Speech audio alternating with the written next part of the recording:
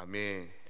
광고 말씀드리겠습니다. 오늘 저녁에 금요생명 기도회가 있고 금요생명 기도회 이후에 에클레시아가 함께 모여 기도합니다.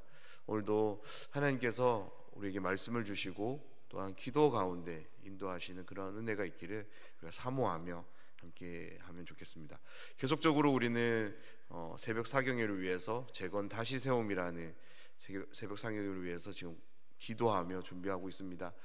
우리 모두가 정말 사모함으로 기도하기를 원하는데요, 다시 한번 우리 영혼을 말씀으로 새롭게 하시고 2022년 남은 하반기를 하나님의 마음 안에서 어떻게 나아가도록 할지를 우리 같이 사모하며 계속 기도로 준비하셨으면 좋겠습니다. 데살로니가 전서를 읽어가면서 특별히 말씀을 준비하기 위해 연구하면서 저는 개인적으로 흥미로운 점을 발견하고 있습니다. 그것은 데살로니가 전서 안에 완전한 형태로 구약 성경 말씀이 인용되고 있지 않지만, 특별히 오늘 함께 읽은 4장 말씀을 볼 때에도 바울의 권면에는 구약 성경의 그 의미가 함께하고 있는 것을 발견합니다. 가장 대표적인 것은 거룩함에 대한 이야기입니다. 그리고 오늘 본문의 말씀을 보면 부정한 것, 거룩한 것, 이 말들이 계속 나오는데요, 우리는 앞서 레위기 말씀을 통해서 이스라엘 백성을 향한 하나님의 마음이 무엇인지를 우리는 살펴보았습니다. 이스라엘 백성들을 향한 하나님의 마음은 바로 거룩함이었습니다. 그래서 곳곳에서 하나님은 이스라엘 민족에게 이렇게 말씀합니다. 내가 거룩하니 너희도 거룩해야 한다라고. 하나님의 이 말씀은 명령으로 주어졌고, 그래서 이스라엘 민족은 반드시 이 거룩함을 지켜가야 했습니다. 하나님은 그들이 거룩함을 지켜갈 수 있도록 여러 법도와 규례를 말씀하시고 그것을 기록한 것이 바로 레위기입니다. 하나님께서 이스라엘 백성들에게 거룩함을 요구한 것은 두 가지 이유 때문입니다. 바로 하나님이 거룩한 분이시기 때문입니다. 거룩하신 하나님과 함께하기 위해서 이스라엘 민족에게 거룩함은 반드시 요구된 거죠. 또 다른 하나는 이스라엘 민족은 주변 여러 나라들 가운데 하나님이 특별하게 구별하신 나라이기에 그들은 거룩한 민족입니다. 하나님께서 거룩하게 하신 나라였기 때문에 그들은 그 거룩함을 지켜가야 했습니다. 4장을 시작으로 바울은 데살로니가 교인을 향해 본격적으로 그들이 갖춰야 되는 신앙의 모습이 어떠해야 되는지를 권면하기 시작하는데요, 그런 점에서 바울에게는 이제 갓 신앙의 길에 들어선 데살로니가 교인들을 향해 어떤 권면을 가장 먼저 해야 되는지가 가장 큰 고민으로 다가왔을 것입니다. 사랑하는 여러분, 여러분이 누군가에게 복음을 전했고 그가 예수님을 주와 그리스도로 영접하며 신앙의 길을 걷기를 시작했을 때 여러분은 그분에게 무엇을 가장 먼저 권면해 주실 건가요? 오늘 본문이 4장 1절에서 12절의 말씀을 보면 바울은 한 가지 중요한 주제를 가지고 데살로니가 교인들을 향해서 권면하고 있는데요, 그것은 바로 하나님을 기쁘시게 하는 삶입니다. 사랑하는 여러분, 하나님이 기뻐하시는 삶, 그러한 삶을 구약 성경의 말로 바꾸어 표현한다면 어떻게 표현할 수 있을까요? 바로 거룩한 삶입니다.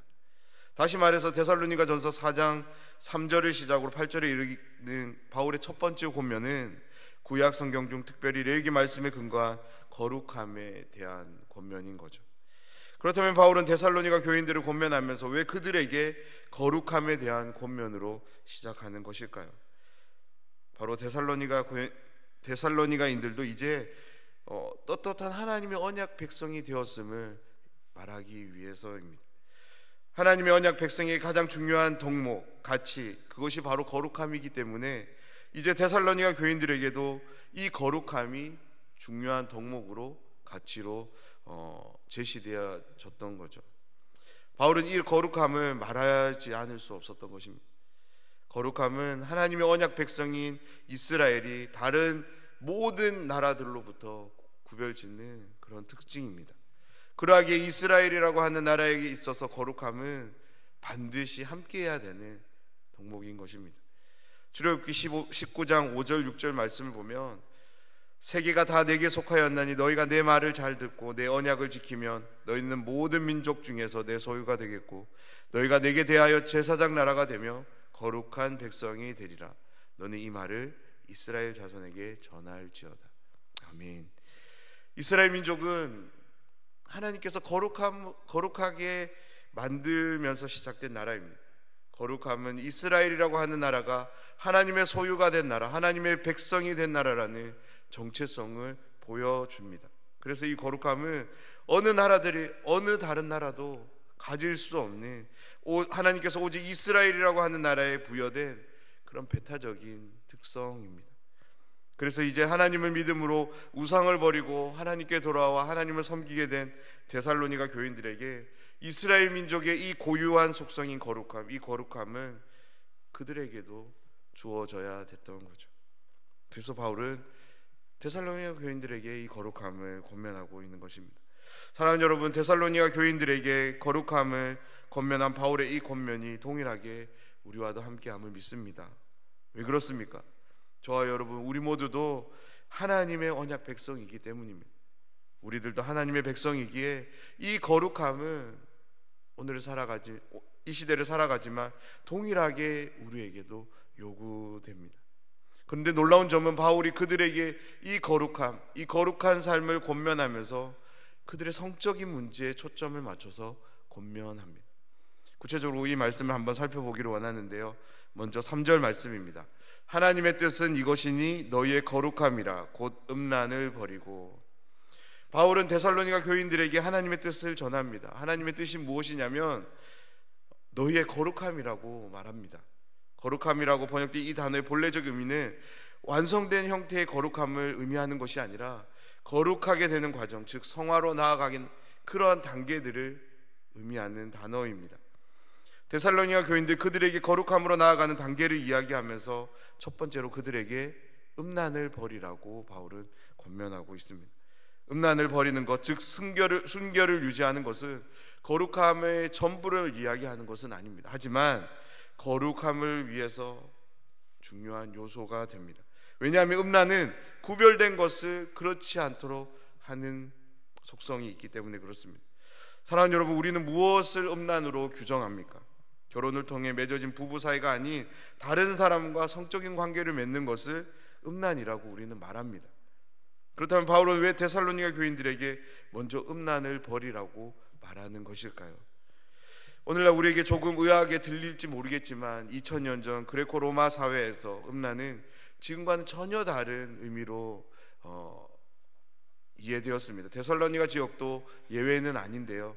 이 당시 사람들은 결혼 외의 성적인 관계를 아무렇지 않게 여겼다고 합니다. 무엇보다 그 모습들에 대해서, 그 행위에 대해서 모든 사람들이 다 묵인했다고 합니다. 다시 말해서 이 당시의 남자들은 아무렇지 않게 처벌될 수 있었고, 특별히 노예 제도를 통해서 여성 노예들과 더 나아가서 매춘부들과도 아무렇지 않게 그런 성관계를 가졌다고 해요. 그래서 당시의 역사 자료들을 보면 과도하게 음행을 탐하는 사람이 아닌 이상 그 어느 누구도 아내가 아닌 다른 사람과 성관계를 이상하게 생각하지 않았다고 합니다. 데살로니가 지역도 이러한 동일한 문화 속에 있었던 겁니다. 그러했기에 데살로니가인들도 이러한 성적인 문화를 자연스럽게 받아들였고 그들도 그렇게 행하고 있었던 겁니다. 그들은 바울과 일행들을 통해 복음을 들었습니다. 그리고 성령을 통한 강력한 체험을 했습니다. 그로 인해 우상을 버리고 하나님께 돌아와 하나님을 섬기는 자가 되었지만 그들의 삶 전체가 일순간에 변화되지는 않았던 것입니다. 여전히 데살로니가 지역의 문화와 풍습이 그들의 생활 풍습 속에 남아 있었던 거죠. 그런 그들을 바라보며 바울은 그들이 거룩함으로 나아가고 그래서 하나님을 기쁘시게 하는 그런 삶을 살 수 있도록 도와주고 싶은데 어떻게 도와줄 건지, 그것을 시시때때로 하나님 안에서 기도하며 고민하며 그러한 시간들을 보냈을 것입니다. 그렇게 기도하며 고민하던 바울은 데살로니가 교인들에게 거룩함으로 나아가는 첫걸음으로 음란을 버리라고 권면하고 있는 것입니다. 당시 그들이 너무나도 자연스럽게 생각했던 이 의식을, 이 문화 방식을 먼저 던져버리라고 권면하고 있는 것입니다. 그리고 4절과 5절 말씀으로 이어지는데 4절과 5절 말씀 역시 데살로니가 교인들이 거룩함으로 나아가도록 하기 위한 권면의 말씀으로 함께합니다. 이 말씀들은 이 당시 사회에서 보편적으로 가졌던 문화를 완전히 뒤집어 버리는 방식에 대한 소개인데요. 먼저 4절 말씀을 한번 보겠습니다. 각각 거룩함과 존귀함을 가지고 존귀함으로 자기의 아내를 대할 줄을 알고. 이 말씀은 번역에 상당히 어려움이 있는 구절인데요. 우리가 가지고 있는 성경에 보다 거기에 각주가 달려 있습니다. 어떤 단어에 각주가 있냐면 아내라는 단어에 각주가 있는데요. 이 아내라는 이 단어가 신약 성경 안에서 두 가지 용례로 번역이 됩니다. 오늘 데살로니가 전서에서는 아내로 번역이 되었지만 그릇이라고 번역될 때도 있고 몸으로 번역될 때도 있습니다. 근데 이 모든 번역은 다 가능합니다. 왜냐하면 오늘 4절의 말씀을 통해서 바울이 강조하는 부분은 아내에 있지 않아요. 또한 다른 말씀에서도 그냥 단순히 그릇을 강조하기 위해서 그런 이 단어를 사용하지 않기 때문에 그렇습니다. 그래서 오늘 단어도 아내로 보든 몸으로 보든 이 모든 번역이 가능한데요. 왜냐하면 바울이 데살로니가 교인들에게 말하고 싶은 것은 거룩함과 존귀함으로 대할 것을 말하기 위해서였기 때문입니다. 이 당시 이들은 아내에 대해서, 자신의 몸에 대해서 거룩함과 존귀함으로 대하지 않았던 거예요. 그래서 그들은 언제든지 음란을 저지를 수 있었던 것입니다. 그들의 사고방식을 전복시키기 위해서, 하나님의 마음, 하나님의 뜻을 그들에게 심겨주기 위해서 그들에게 거룩함과 존귀함에 대해서 그것을 가지고 자신의 아내를, 자기의 몸을 그렇게 대할 것을 말하는 것입니다. 계속되는 5절 말씀도 동일한 원리로 주어지는데요. 5절 말씀입니다. 하나님을 모르는 이방인과 같이 세욕을 따르지 말고. 데살로니가 교인들에게 이렇게 직언하는 것입니다. 음란을 버리지 않는 것은, 세욕을 따르는 것은 하나님을 모르는 이방인이 하는 행동이라는 것입니다. 너희들은 이제 하나님을 알게 되었으니 그러면 하나님을 모르는 이방인들의 그러한 행동을, 세욕을 따르는 그러한 행동을 이제는 그만둬야 된다는 것입니다. 6절과 7절도 동일한 의미를 밝히기 위해 바울은 권면하는데요. 바울은 이러한 권면을 통해서 다름 아닌 너희들을 거룩하게 하기 위한 것은, 그로 인해 하나님을 기쁘시게 하는 삶을 우리가 인도하는 것은 우리의 어떤 목적 때문이 아니라는 거예요. 그것은 하나님이 우리에게 부여해 주신 사명이라는 것입니다. 이것은 앞에 말씀에서 밝힌 바가 있습니다. 그래서 바울은 우리 모든 일행들이 너희들이 하나님을 기쁘시게 하는 그런 삶을 살아갈 수 있도록 도와주기 위해서라고 권면하고 있습니다. 그리고 8절에서 바울은 그러므로라는 강조의 단어를 통해서 이렇게 권면을 강조하는데요. 너희들이 거룩함으로 나아가는 것을, 다시 말해서 음란을 버리고 음란을 버리지 않는다면 그것은 너희 자신에 대한 문제가 아니라 성령을 주신 하나님을 거절하는 일이 되니까 음란을 버려서 성령을 주신 하나님을 저버리는 그러한 행동을 하지 말라라고 권면하고 있습니다. 9절을 시작으로 12절은 형제 사랑에 대한 권면인데, 사도 바울은 데살로니가 교인들이 충분히 잘하고 있는 것에 대한 칭찬하고 있습니다. 바울을 통해 복음을 들은, 그리고 성령을 통해 예수님의 새 생명을 경험한 그들은 새 생명을 통해 주어지는 새 창조의 역사를 풍성하게 경험했습니다. 그래서 그들은 바울로부터 배운 형제 사랑을 교회 안에서 온전히 실천했던 것입니다. 그리고 이 당시는 목회자가 한 교회에 머물면서 사역하는 것이 아니라 여러 교회를 순회하면서 그렇게 사역했던 시기였습니다. 그 중에 더러는 사람들의 눈살을 찌푸리게 만드는 사역자들도 있었던 것 같습니다. 하나님을 기쁘시게 하는 삶으로의 초대는 교회 안에서뿐만 아니라 교회 밖에서도 왕성하게 일어나야 되는 일인데, 아직 하나님을 알지 못하는 사람들의 눈을 찌푸리게 만드는 그런 사역자들의 삶이, 모습이 하나님을 알지 못하는 사람들에게 비춰지지 않도록 바울은 이렇게 권면하는데요. 외인에 대하여 단정히 행하고 또한 아무 궁핍함이 없도록 하기 위해서 조용히 자기 일을 부지런히 그렇게 힘쓸 것을 권면하며 오늘 말씀을 마칩니다. 사랑하는 여러분, 오늘 말씀을 통해서 다시금 우리에게 요구되어지는 거룩함에 대해서 한번 깊이 돌아보는 시간이 되기를 간절히 소원합니다. 바울은 데살로니가 교인들에게 당시 시대적 통념이었던 그 어느 누구도 죄로 여기지 않았던 그 사고방식에 대해서, 행동 양식에 대해서 죄로 여기고 그것을 하나님 기쁘시게 생각하지 않는다라고, 그것을 가지고 있다면 하나님을 기쁘시게 하는 삶을 살 수 없다라고 말하며 그것을 버릴 것을 권면합니다. 사랑하는 여러분, 혹 우리 중에 하나님이 기뻐하시지 않는 모습인데 이것이 오늘날 우리의 사회에 아무렇지 않게 여겨지는 사회적 통념이 되어서 나 또한 그렇게 아무렇게 여기지 않는 그러한 사고방식이 있습니까? 그러한 행동들이 있습니까? 그런 모습이 있다면 정직하게 그 모습을 들여다보고 하나님 앞에 기도할 수 있는 우리가 되었으면 좋겠습니다.